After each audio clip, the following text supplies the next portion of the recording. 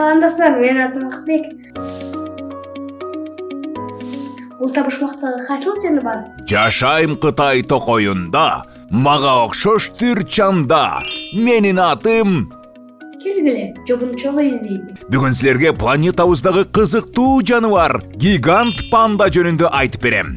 Чоң панда сүт эмүүчү жаныбар. Аны баарына таанымал кылган ак кара өңү менен тегерек кулактары.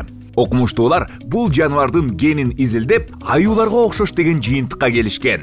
Гигант пандалар аюулар тукумуна кирет. Алар борбордук Кытайдын тоолуу токойлорунда жашашат. Бамбук жегенди жакшы көрүшөт. Күнүнө 40 килограммга чейин бамбук жей алышат. Кантип ошончо бамбук жейт? Бамбукту майдалап чайнаган тиштери курч, жаактары абдан катуу болот. Алдыңкы колунда 6 манжасы бар. Бамбукту кармап жегенге ыңгайлуу.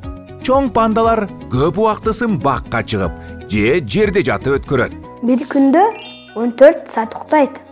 Кыймылы өтө жай, ылдамдыгы 8 км/сааттан ашпайт. Пандалар топ болуп жашаганды жакшы көрүшөт. Бири-бири менен ар түрдүү үн чыгарып, жаңсоо кыймылдар аркылуу сүйлөшөт. 20 түрдүү үн менен бири-бирине маалымат бере алышат. Чоң пандалардын балдары жөнүндө эмне айтып берсем?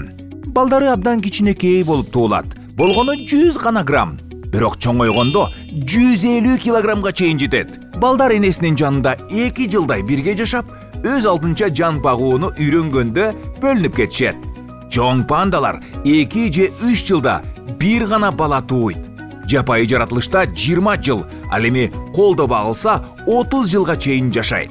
Чоң пандалар жөн гана кызыктуу жаныбар эмес. Алар планетабыздын ар түрдүүлүгү үчүн өтө маанилүү жандык. Алар Кытайдын токойлоруна бамбуктун уругун таратып, токойдун абалын жакшыртат. Экологиялык тең салмактуулугун сактаганга жардам беришет. Чоң пандалардын саны азайып, жашоо аймагы тарыганда жоголуп бараткан түр катары кызыл китепке киргизилген. Жапайы жаратылышта 1600 панда эле калган. Пандалардын саны азайганынын себеби алар жашаган чөйрөнүн бузулушу жана негизги азыгы болгон бамбуктардын кыйылып жок кылынышы.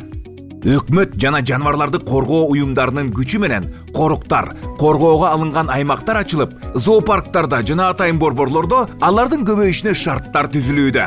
Пандаларга аңчылык кылууну же сатууну көзөмөлгө алуу сыяктуу көптөгөн иш-чаралардын натыйжасында пандалардын саны акырындык менен көбөйүп бара жатат. Келгиле, пандалар жапайы жаратылышта эркин жана ыңгайлуу жашашы үчүн алардын жашоо чөйрөсүнө кам көрөлү.